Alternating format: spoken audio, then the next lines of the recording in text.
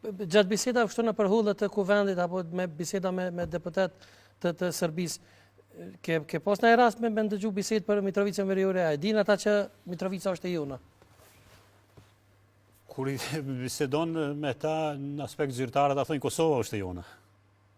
Nuk flasim për Mitrovicën, sepse po të orientohen Mitrovicën, do të nuk kuptojnë që pjesët tjetër të Kosovës e njohin si të povarë.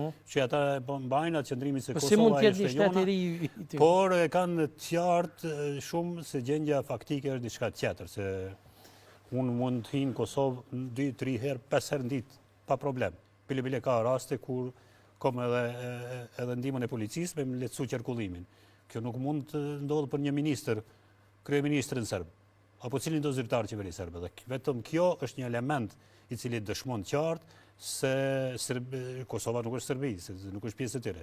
Megjithatë, pavarësisht se ata kanë qartë këtë punë, në aspektin politik dhe diplomatik, akoma si në gjendje ta pranojnë, derisa nuk përfundon gjithë kjo me një marrëveshje që duhet jetë me Kosovën, do tjetë ajo e mirëkuptimit, do tjetë marrëveshje e normalizimit, apo do tjetë marrëveshje për njohjen e ndërsjellë, tash nuk dimë se si do të fundojë. Pse gjithë kjo urrejtje?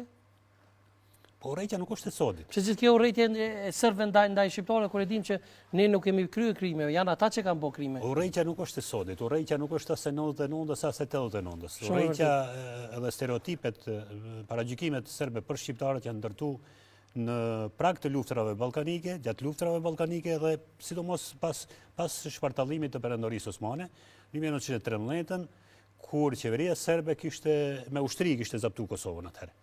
Për të arsyetuar një politikë të zaptimit të një vendi të huaj, një territori i cili s'ishte i tyre, as me popullsi, as historikisht, ata janë detyruar të pjellin teori të tilla që në Kosovë është e banuar nga njerëz të egër, nga njerëz që nuk ja din rendi ligjit, nuk ja din rendi shtetit, dhe ne po shkojmë të civilizojmë.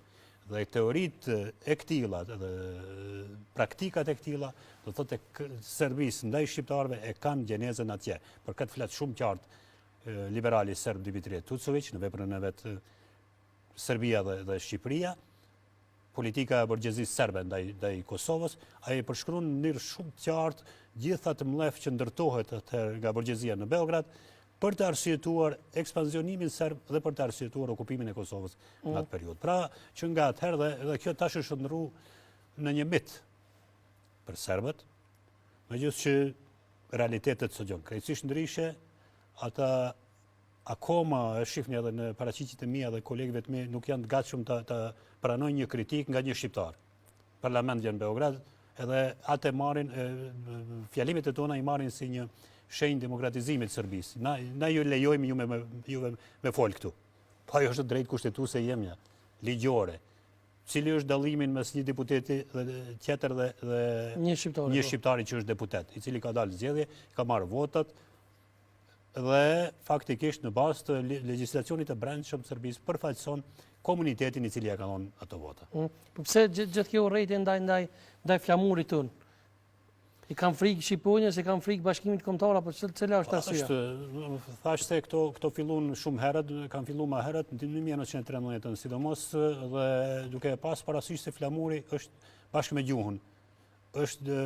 Përbëjnë dy elementet kryesore të identitetit tonë kombëtar, ata duke tentu ta mohojnë identitetin tonë, tentojnë ta mohojnë flamurin, mohojnë gjuhën, mohojnë gjitha veçoritë që i kemi ne. Kanë frikë nga bashkimi kombëtar? Po kanë frikë se në një periudhë të gjatë, 100 vjeçarin e fundit, Serbia ka qenë në një formë gjandari i Ballkanit.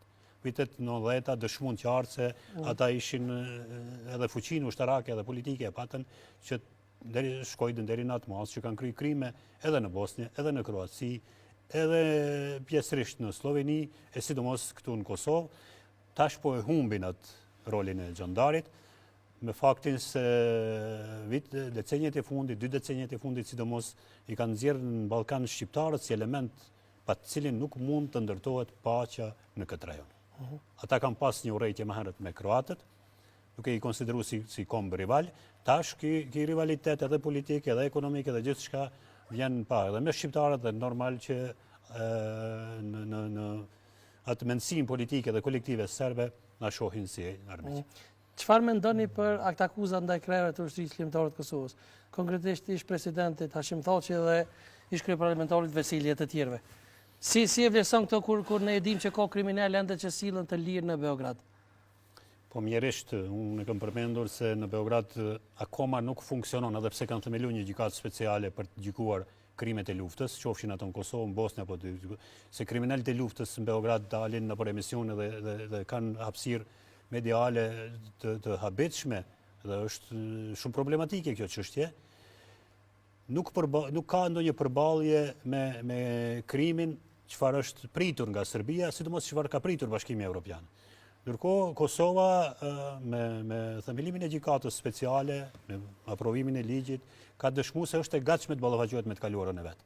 Dhe në këtë drejtim edhe shkruarja vullnetare edhe e presidentit Thaçi, edhe kryetarit Veseli dëshmon gatishmërinë e shqiptarëve për të ballafaqoher me të kaluarën me bindjen time dhe shpresën se do të dëshmojmë pafajësinë edhe të tyre personale, edhe të çfarëdo implikimi në çfarëdo krime të UÇK-s, sepse lufta UÇK-s ishte një luftë antifashiste, kundër një fashizmi, një politike fashiste e cila tentoi në praktik ta shfaros tërësisht kombin shqiptar këtu në Kosovë, do të dalë dhe do të ketë një kthim, shpresoj, shumë më të fuqishëm krahas në raport me Serbinë, duke pas parasysh faktin se atje për ditë e më tepër po zbulohen edhe varreza tjera masive, cilat dëshmojnë një krim të organizuar shtetëror, një politikë shtetërore genocidale, e cila është zbatuar ndaj popujve tjerë në Ballkan, sidomos këtu në Kosovë. Si janë reagimet e presidentit Vučić kur këto varreza masive zbulohen? Ka ndonjë reagim ti? Po unë nuk besoj e keni përcjellë. Unë parlamenti bëra ftesë kryeministres Brnabić atë ditë kur u zgjoll, që bashkërisht shkojmë ta vizitojmë Batajnicën për të ballafaqoher me të kaluarën e vet të dhunshme ndaj popullit shqiptar, sepse ajo është një varrezë e dokumentuar më. Tash po del edhe një tjetër në Rashk atje Kizhevak. Ishin edhe Petro Osello dhe gjithë ato tjerat. Por pavarësisht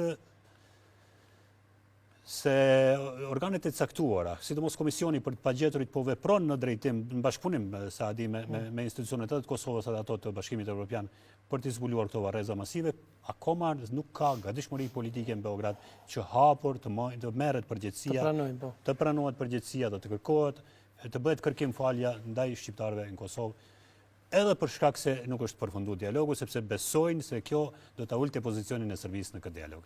Faleminderit shumë që ke ardhur, kishme shku me blog të parë marketingut, ishme kthy me disa surpriza të mira për ty. Faleminderit. Marketing kthehemi pas pak.